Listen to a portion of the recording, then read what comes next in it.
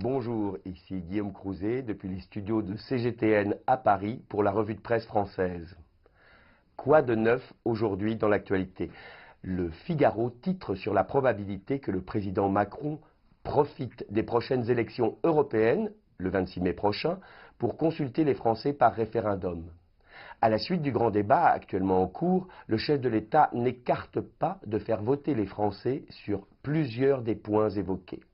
Ce serait une réponse politique forte, de quoi éviter toute suspicion d'arnaque, ajoute un ministre en privé. Dans Le Parisien, aujourd'hui, cette annonce. Gérard Depardieu va fêter l'amitié franco-chinoise sur TV5 Monde.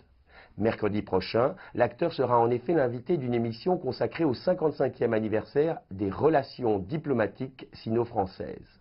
Le célèbre comédien interprétera à cette occasion un extrait de la pièce d'Edmond Rostand, Cyrano de Bergerac. Le musicien Jean-Michel Jarre et la troupe du Moulin Rouge seront aussi présents lors de cette émission, co-présentée par des animateurs français et chinois. Et toujours en parlant de la Chine, Le Monde a choisi de nous relater un phénomène qui ne cesse de croître, la fascination chinoise pour le vignoble bordelais. Avec 150 châteaux achetés en moins de 10 ans, les investisseurs venus de Chine suscitent des inquiétudes, raconte le journal. Mais pas toujours légitimes, ajoute-t-il.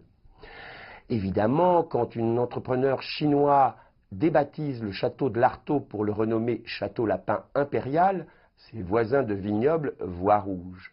Mais comme le souligne le directeur de la communication au comité interprofessionnel du vin de Bordeaux, les Chinois apportent de l'argent, rénovent les propriétés et jouent le maintien de la qualité. De quoi nous plaindrions-nous? Il est vrai aussi qu'au total, seuls 3% du vignoble bordelais appartient aujourd'hui à des ressortissants chinois. Le Parisien Week-end consacre pour sa part sa une aux Champs-Élysées, l'avenue de tous les symboles. La plus belle artère du monde, qui a été le théâtre récemment de nombreux affrontements entre les gilets jaunes et la police, est avant tout une adresse en or. Les enseignes sont prêtes à débourser des millions d'euros pour y ouvrir boutique.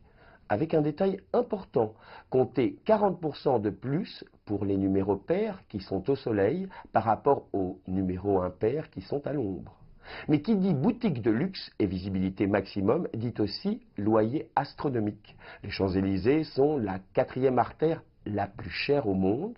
Devant elle, Causeway Bay à Hong Kong, la 5e avenue à New York et New Bond Street à Londres. Enfin, pour conclure cette revue de presse, un passionnant papier cette semaine dans l'Express qui fait le point sur un sujet houleux, la restitution par l'État français à l'Afrique de nombreuses œuvres d'art accaparées à l'époque coloniale. Ces statues béninoises qui sont actuellement visibles au musée du Quai Branly pourraient ainsi rejoindre un jour leur terre natale.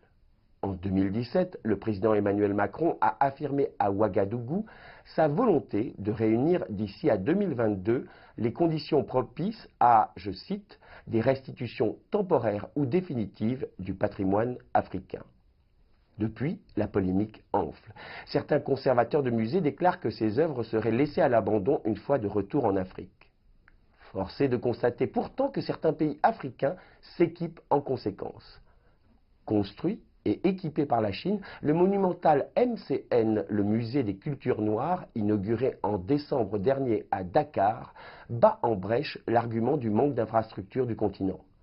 4 niveaux et 14 000 mètres carrés ultramodernes.